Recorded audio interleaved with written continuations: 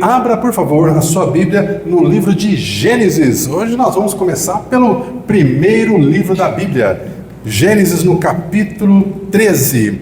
O nosso tema de hoje é honrando o próximo e praticando a bondade. Gênesis capítulo 13, a partir do versículo 1, diz o seguinte: Abrão saiu do Egito. Ele não era Abraão ainda, ele era só um Abrão. De vez em quando eu vou trocar, vou falar Abrão, mas vocês me perdoam. Abrão saiu do Egito e subiu para o Neguebe, junto com sua mulher, junto com Ló e com tudo o que possuíam. Abrão era muito rico e tinha muitos rebanhos, tinha prata e ouro. Do Neguebe prosseguiram em sua jornada, acampando ao longo do caminho em direção a Betel. Por fim, amarraram as tendas entre Betel e Ai, onde havia acampado anteriormente e onde Abrão havia construído um altar. Ali, Abrão invocou o nome do Senhor outra vez. Versículo 5. Ló, que viajava com Abrão, também havia enriquecido e possuía rebanhos de ovelhas, gado e muitas tendas. Só um adendo aqui na leitura, você viu que o Abraão enriqueceu e o Ló enriqueceu também, né? Então, se você quer melhorar alguma área da sua vida, procura um irmão, uma irmã que já teve sucesso nessa área, e aí você vai também poder desfrutar dessa bênção. A pessoa é um bom profissional, vai aprender com ela o que ela faz para ela ser um bom profissional. Ela tem um dinheirinho guardado, tem uma vidinha boa, aprenda com ela aquilo que ela está fazendo, que ela vai ensinar. É uma pessoa que tem controle emocional, aprenda com ela, cola nela para saber o que ela faz para ela ter controle emocional. Versículo 5. Ló, que viajava com Abrão, também havia enriquecido e possuía rebanho de ovelhas, gado e muitas tendas. Os recursos da terra, porém, não eram suficientes para sustentar Abrão e Ló, com todos os seus rebanhos vivendo tão próximos um do outro. Versículo 7. Logo surgiram desentendimentos. Oh, misericórdia, todo relacionamento tem desentendimentos, né? Por mais que o casalzinho esteja lá cheio de amor, logo aparece o desentendimento. Logo surgiram desentendimentos entre os pastores de Abrão e os pastores de Ló. Naquele tempo, os cananeus e os ferezeus também viviam na terra.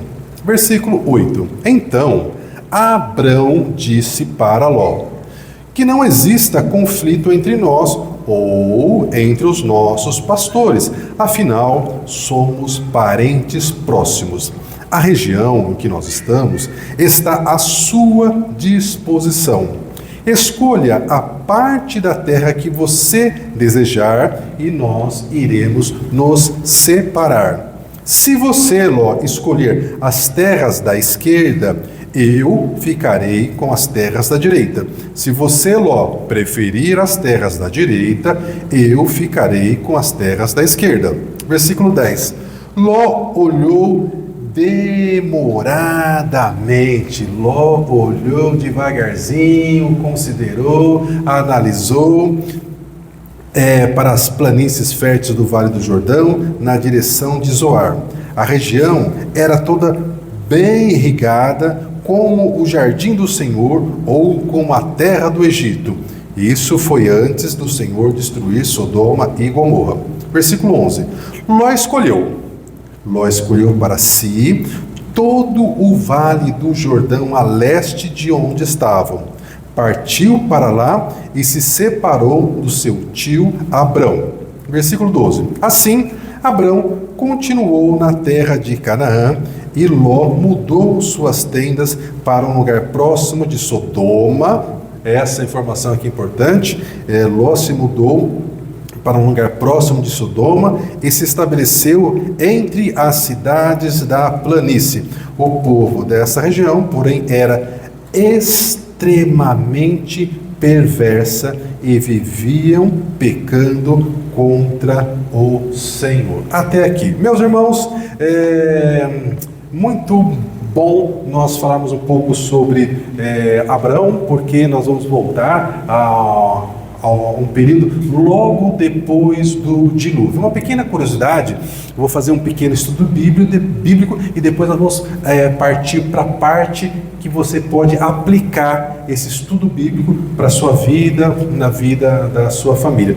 Segundo muitos estudiosos, quando Abrão nasceu, só havia se passado 292 anos depois do dilúvio.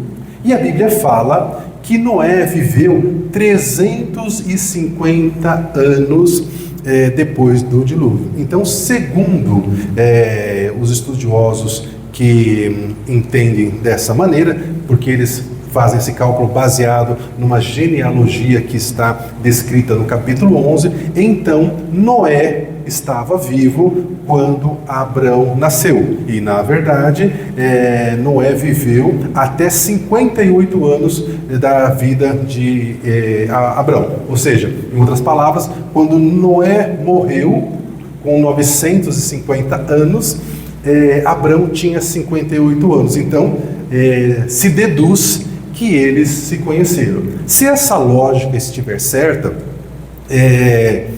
tanto Noé quanto seus filhos viram também o povo, infelizmente, se desviar novamente dos caminhos do Senhor, inclusive com o episódio da Torre de Babel, e nós estamos já no momento em que as pessoas não estão buscando mais ao Senhor como deveriam.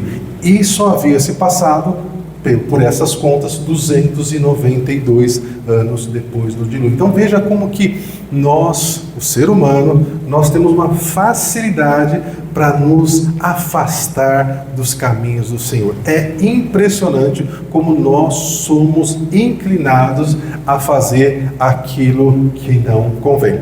Claro que existe um outro grupo de estudiosos que diz que essa conta não está certa, porque a genealogia descrita lá em Gênesis, no capítulo 11, ela não é uma genealogia completa, ela só está com as pessoas mais importantes naquela época. Bem, o fato é que existe sim uma margem para se pensar nisso. Então, o nosso tema de hoje é honrando o próximo e praticando a bondade. E nós vamos ver nesse episódio do relacionamento de Abrão com Ló, 3 momentos em que Abrão honrou a vida do seu sobrinho e de alguma forma favoreceu o seu sobrinho. Nesse primeiro episódio que nós lemos juntos, nós vemos então um momento em que finalmente Abraão entende que ele e o sobrinho precisavam se separar.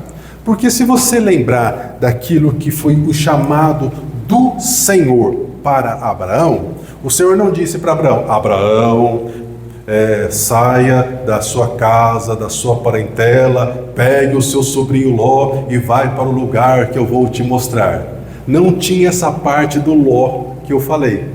Era pega as suas coisas e saia da sua terra e da sua parentela. E o Abraão levou o Ló. E ele levou o Ló, muito provavelmente porque o pai do Ló tinha falecido, já havia muitos anos, e o Abraão não tinha filhos, e ele então meio que adotou o Ló, não como filho, porque mais na frente Abraão vai reclamar com o Senhor, dizendo: olha, eu não tenho filhos, quem vai herdar todos os meus bens vai ser um dos meus servos.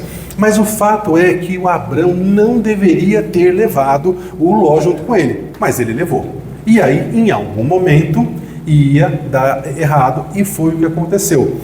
Abraão e Ló tinham um bom relacionamento, mas os pastores dos dois começaram a discutir, porque era muito gado, era muito animal, e aí começou a ter problema, e aí então Abraão disse: olha, a gente não vai conseguir resolver esse problema, porque vai voltar a dar briga entre os pastores. Então a solução definitiva é: você escolhe um lugar para você ir e eu vou para o outro. E aí Abrão, que era o chefe, que era o chefe da família, ele teria todo o direito de dizer: olha, eu vou escolher primeiro e você vai escolher depois. Mas não foi isso que o Abraão fez. Ele chamou Ló e disse para Ló: escolha você primeiro. Se você quiser ir para a esquerda, eu vou para a direita. Se você preferir ir para a direita, vou eu então para a esquerda. E o Ló, ele passa os olhos, como nós vimos no texto, né, de maneira demorada, ele analisa todas as questões, ele vê quais eram as terras que tinham as melhores pastagens, a água mais fácil, aquela coisa toda, e ele escolhe uma região que, por sinal, né, faz parte ali do grupo onde estão as cidades de Sodoma e Gomorra. E aí, na sequência, então, eles pegam e eles se separam e Ló vai para essa região. E aí, na leitura, na continuação da leitura, nós vemos então que o Ló vai morar na cidade de Sodoma. E a cidade de Sodoma, ela estava há 12 anos sendo um reino vassalo de um outro país.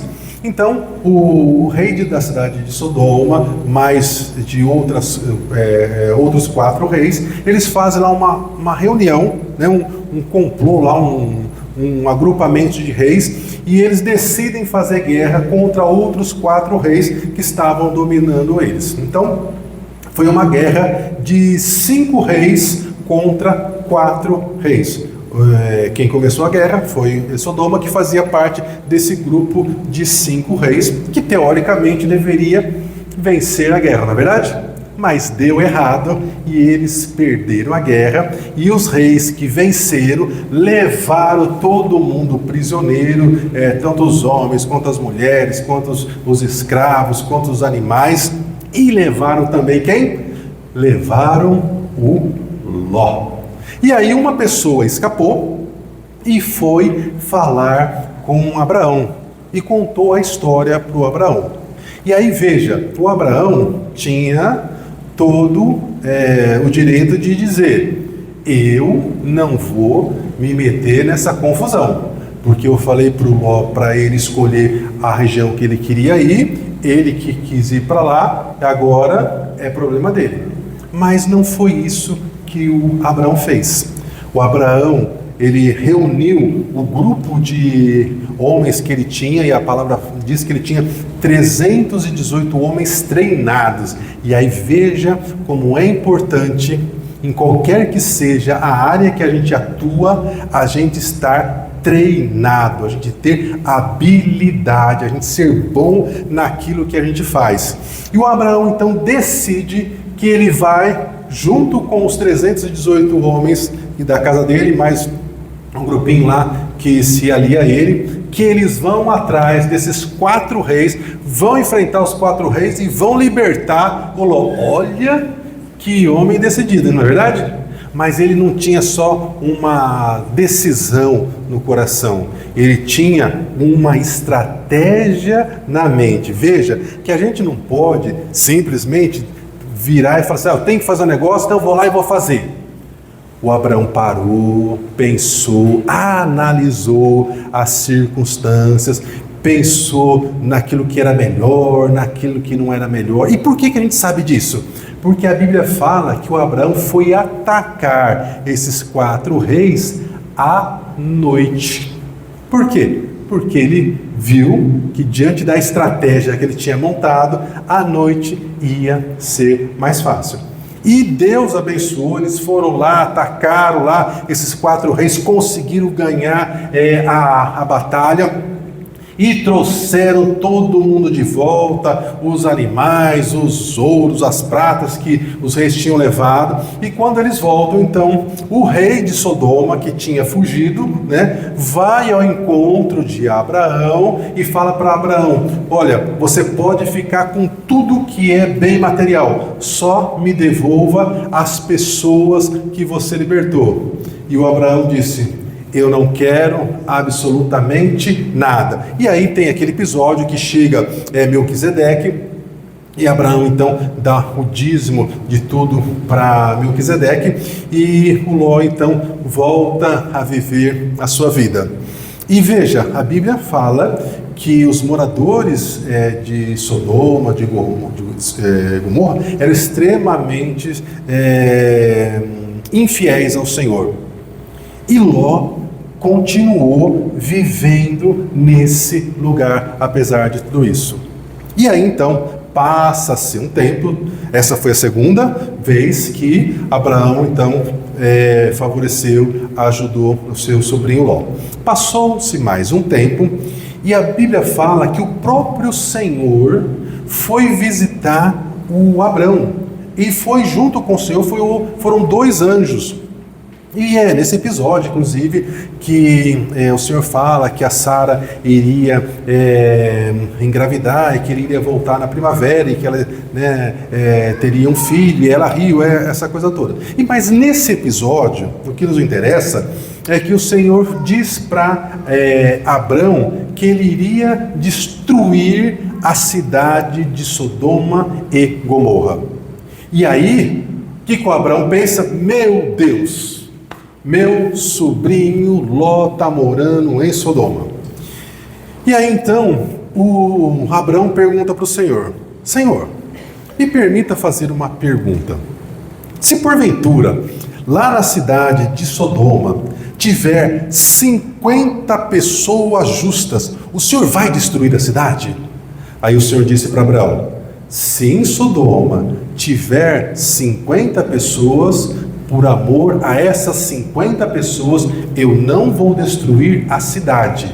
Aí Abraão, imagino que ele deve ter feito aquela cara, tipo assim, é que não era essa a última pergunta, Senhor, Senhor, e se faltar 5 pessoas para completar os 50? Se tiver só 45, o Senhor vai destruir a cidade se tiver 45 justos? E aí o Senhor disse para Abraão: se tiver 45 pessoas justas lá em Sodoma, por amor a essas 45 pessoas, eu não vou destruir a cidade. E aí Abraão diz para o Senhor: Senhor, se porventura 45 pessoas não der para encontrar, mas se encontrar 30, o Senhor vai destruir a cidade se tiver 30 pessoas justas? Aí o Senhor, imagino eu, olhando para Abraão, já sabendo que não tinha os 30, disse: Abraão, se tiver 30 pessoas, por amor às 30 pessoas, eu não vou destruir a cidade. Aí Abraão pergunta de novo para o Senhor: Senhor, mas se ao invés de 30, se tiver só 20, o Senhor vai destruir a cidade? Aí o Senhor: se tiver 20 pessoas, por amor a essas 20 pessoas, eu não vou destruir a cidade. E aí eu imagino Abraão fazendo aquela cara de quem está satisfeito, e virando assim e pensando de repente: mas eu acho que em Sodoma não tem 20 pessoas justas, conhecer a cidade. E aí ele faz a última pergunta: Senhor, mas se ao invés de 20 tiver só 10 pessoas justas, o Senhor vai destruir a cidade? Aí o Senhor novamente: Abraão, se tiver em Sodoma 10 pessoas justas, eu não destruo a cidade inteira por conta dessas 10 pessoas. E aí Abraão então, deve ter feito uma conta: o meu sobrinho, a mulher dele, as 2 filhas, já são 4. Os pretendentes dela, das 2 filhas, já são mais 2, já são mais 6. Não é possível que não vai completar 10 pessoas numa cidade inteira. E o fato é que não tinha 10 pessoas justas em Sodoma. E os anjos vão para lá e avisam Ló o que vai acontecer, que eles precisam sair da cidade. O Ló não está querendo sair da cidade. E aí a Bíblia fala que quando amanheceu no dia seguinte, os anjos, eram 2 anjos, os anjos pegaram o Ló, a mulher dele e as 2 filhas pela mão e forçaram eles a sair da cidade. E a gente vai ler depois que foi por causa do amor do Senhor a Abraão, para que eles saíssem de Sodoma. Porque a Bíblia fala que o Ló estava hesitando e não saía de Sodoma. E o anjo falou: você precisa sair, porque enquanto você não sair, eu não posso destruir a cidade. E aí o anjo já disse: eu vou destruir a cidade. E o fato é que, com muito custo, o anjo forçando eles, puxando eles pelas mãos, eles resolvem a sair da cidade, e o anjo dá uma ordem para ele: vocês fujam e vocês não olhem para trás. Né? O porquê não podia olhar para trás é uma pergunta, né, que a gente faz e tem muitas respostas. Mas o fato é que o anjo falou: não olhe para trás. E aí o Ló, a mulher e as duas filhas, né, começaram a fugir e não olharam para trás. Mas num determinado momento, a mulher do Ló falou assim: mas por que eu não posso olhar para trás? Mas se eu der só uma olhadinha, devagarzinho, bem rapidinha, né? Eu queria ver o que está acontecendo, eu queria entender.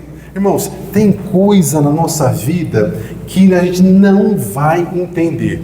Por mais que a gente tente, por mais que a gente chame outras pessoas para pensar com a gente, não tem como entender. E a mulher do Ló, infelizmente, ela olhou para trás. E o que ela olhou para trás, a Bíblia fala que ela virou uma estátua de sal. Olha que situação. Bem, o fato é que caiu fogo, enxofre do céu, destruiu toda a cidade de Gomorra. E veja, né, as consequências de uma orientação que Abraão deixou de cumprir lá atrás. Né? Ló, né, conseguiu se livrar do castigo que veio sobre Sodoma e Gomorra, mas houve uma consequência. Eu não vou entrar nos detalhes aqui. As duas filhas do Ló engravidaram, numa situação bastante complicada, bem complicada. Uma outra oportunidade que o Senhor permitir, a gente fala sobre isso.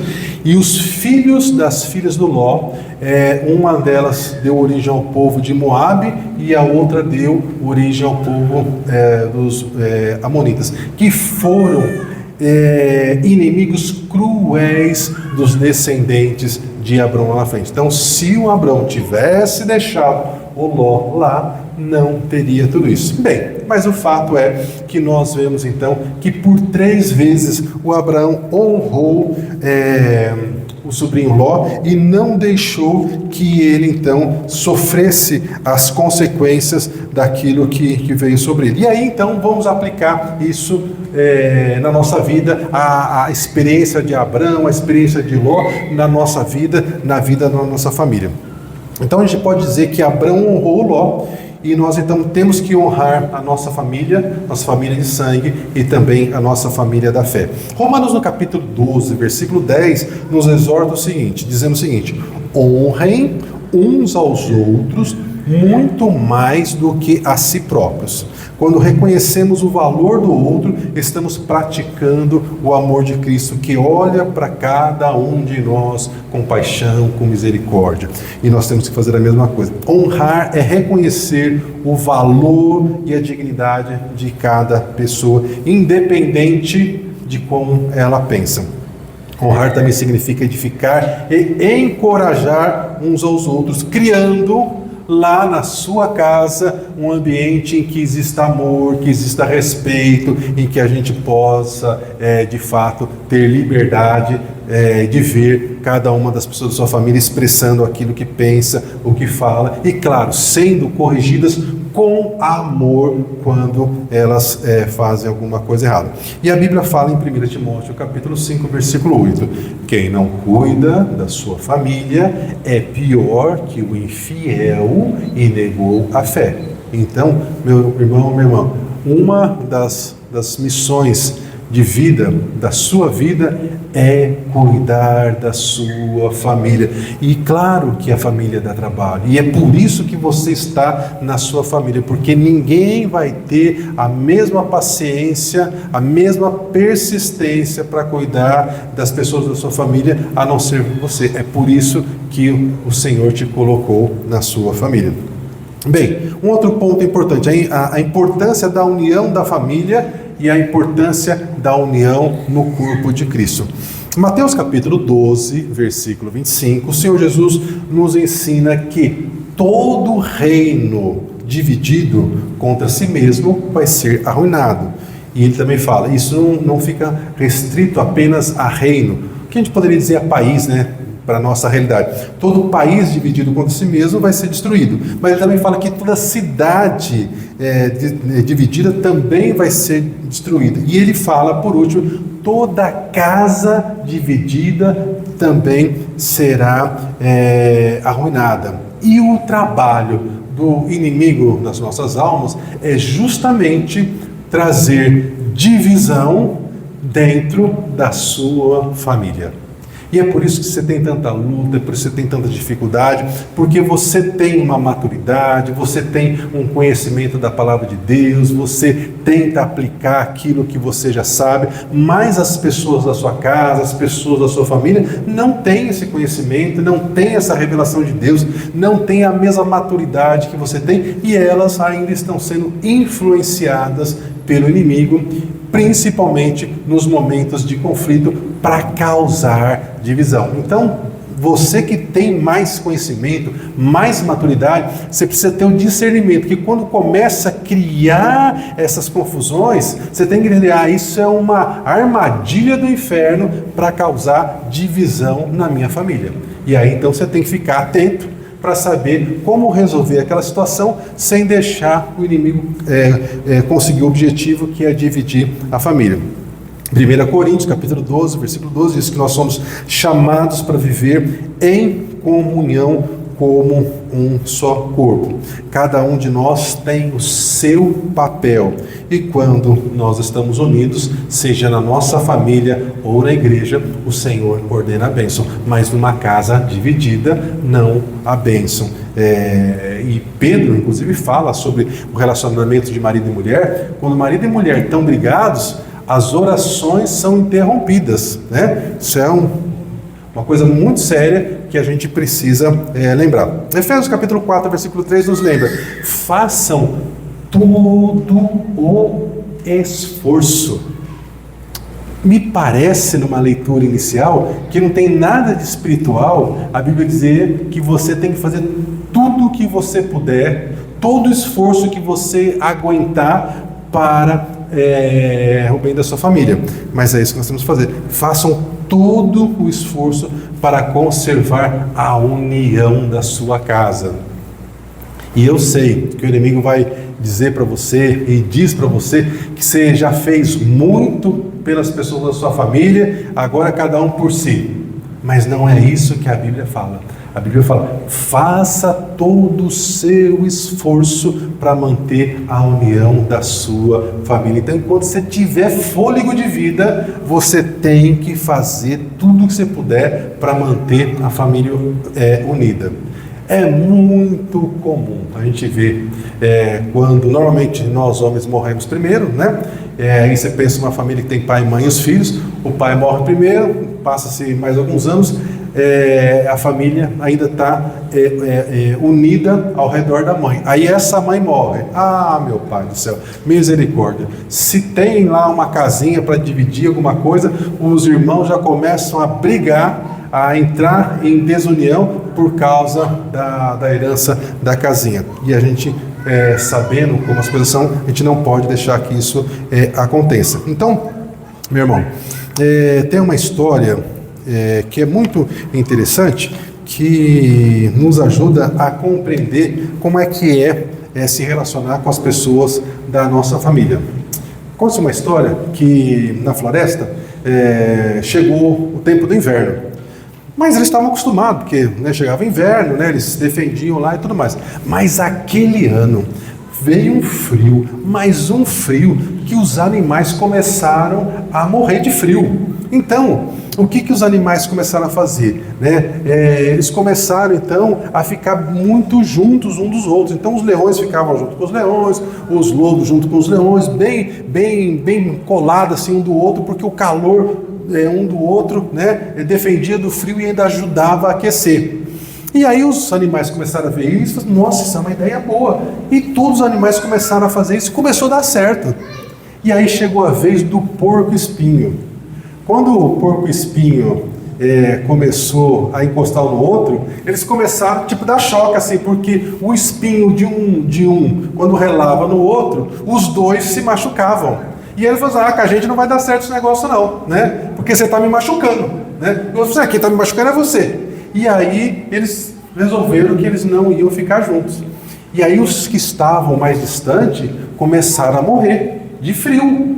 E aí um porco-espinho lá mais velho virou e falou assim: gente, o negócio é o seguinte, é verdade que a gente machuca um outro, mas é melhor a gente ficar um pouquinho machucado, a gente ficar todo mundo junto e a gente se proteger e passar pelo frio, do que a gente morrer. O que vocês preferem? Vocês preferem morrer ou aguentar umas feridas, uns machucados? Aí os outros mais velhos: não, é verdade, né? Melhor a gente aguentar umas feridas aí do que a gente morrer. E os mais jovens: não, se é assim eu não quero. Então, mas vocês vão morrer cedo. Resumindo a história, eles decidiram então que era melhor eles ficarem juntos, apesar de um ferir o outro, um machucar o outro e ficar junto. E aí então, passou o frio e eles não morreram. Mas é verdade que ficaram todo mundo com ferida. E aí qual que é a moral da história? Eles acharam que era melhor tolerar as feridas do que morrer. E fizeram uma decisão assertiva.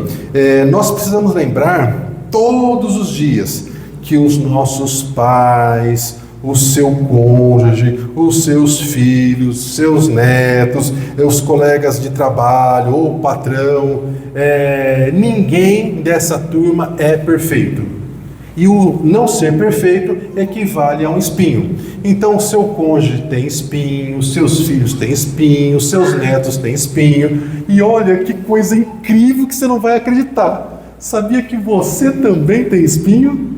Pois é, né? Então, sabendo disso, a gente tem que aplicar a história do porco-espinho.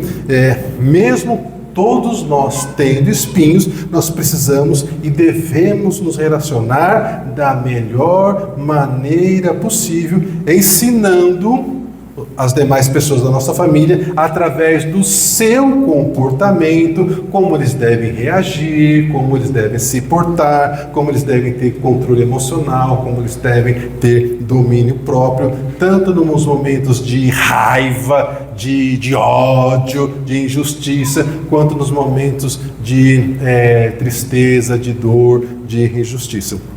Os nossos relacionamentos, o seu relacionamento com a sua família, ele é baseado em se relacionar com pessoas que não são perfeitas, como você também não é perfeito. Então, nós temos que aprender a conviver com os defeitos das pessoas da nossa família e, claro, aqueles que precisam ser melhorados, nós vamos ensinar, vamos corrigir com amor, com sabedoria, sabendo que é no tempo de Deus, não é no nosso tempo, e aí Deus vai dar graça.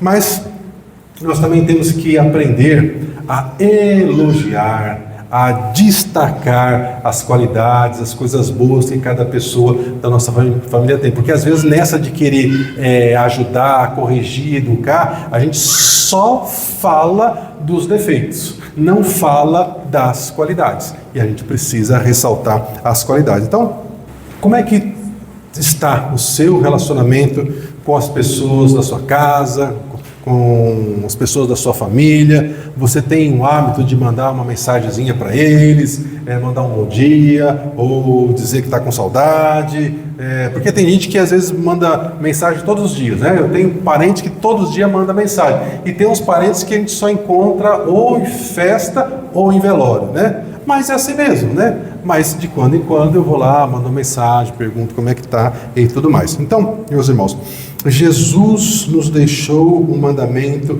muito claro, que está escrito em João capítulo 15, versículo 12.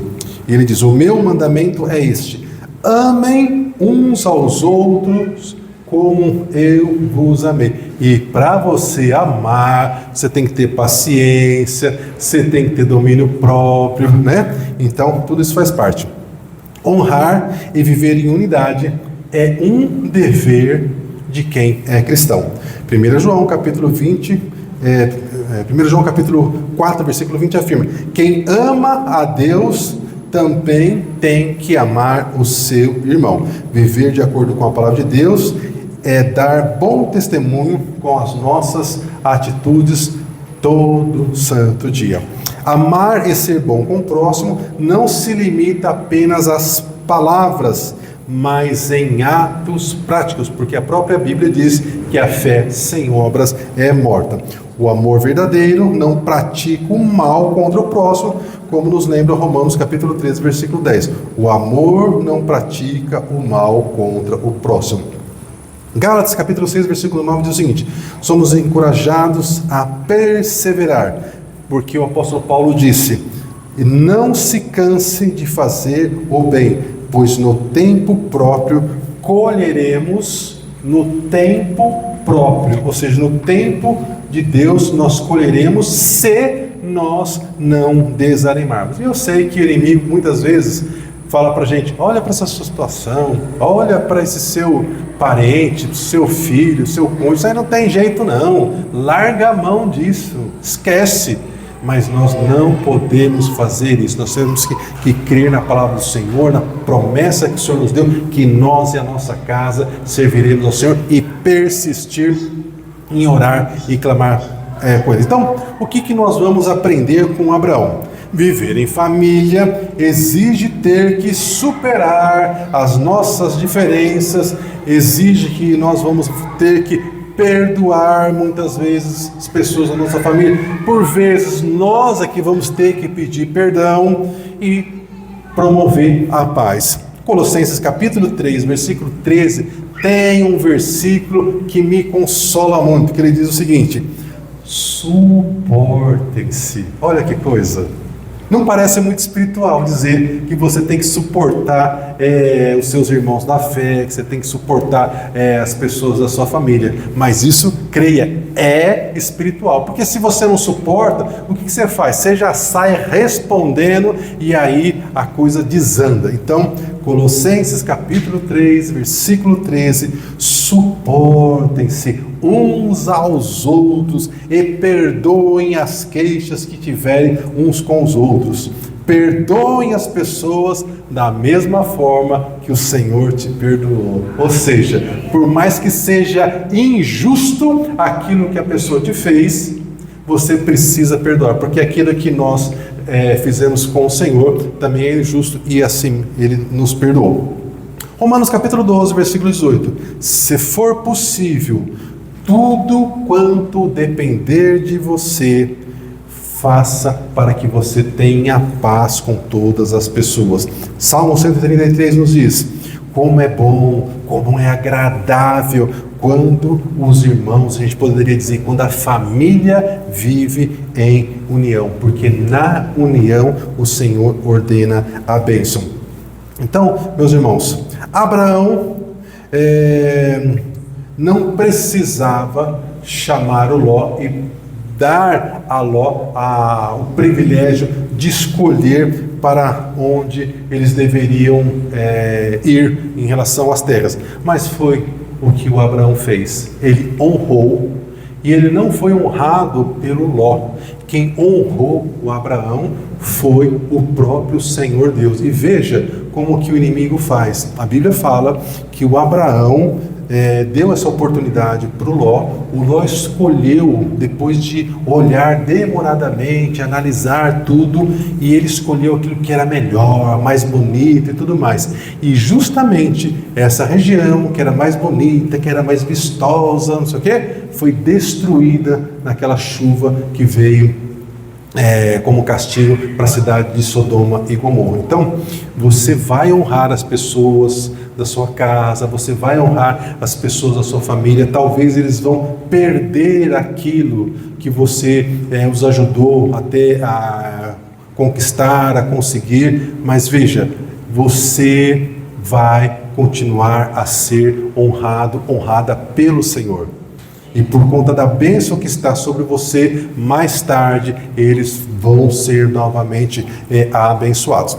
Meus irmãos, o louvor, se quiserem voltar, eu já estou encerrando. Então, meus irmãos, o Abraão, ele também não precisava ir à guerra por conta do seu sobrinho Ló.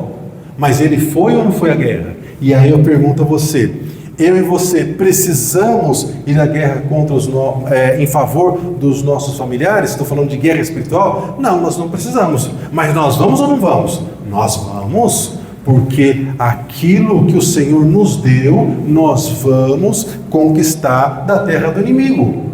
Foi assim que o Senhor disse: olha, a terra que eu vou dar para vocês, a terra que emana leite e mel, eu vou dar para vocês, mas vocês vão ter que ir lá, vocês vão ter que lutar, vocês vão ter que conquistar.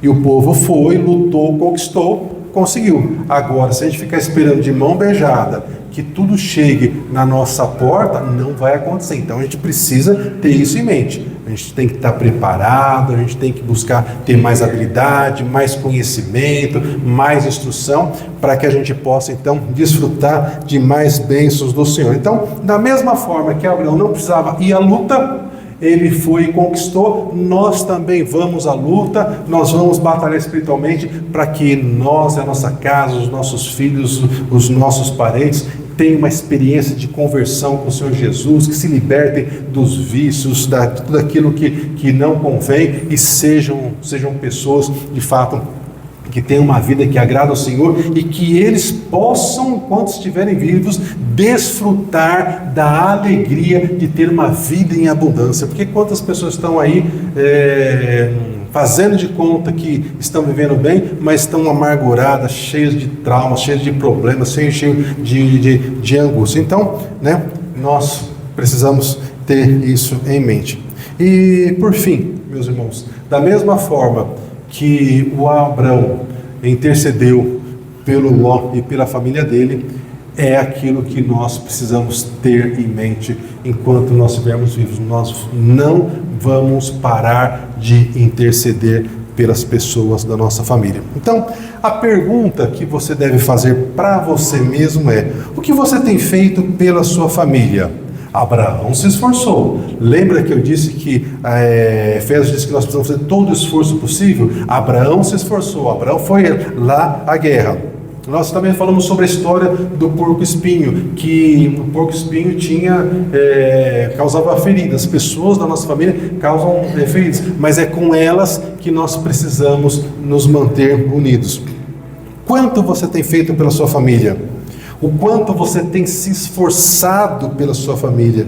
Você já fez tudo o que você podia pela sua família? Ou você ainda pode fazer um pouquinho mais, um pouquinho melhor? Porque a cada manhã o Senhor te dá uma nova oportunidade de fazer algo novo, algo diferente. Basta você pedir para o Senhor: Senhor, o que eu posso fazer hoje diferente para abençoar a minha família de uma maneira que eu não consegui abençoar hoje? E o Senhor vai te dar a estratégia.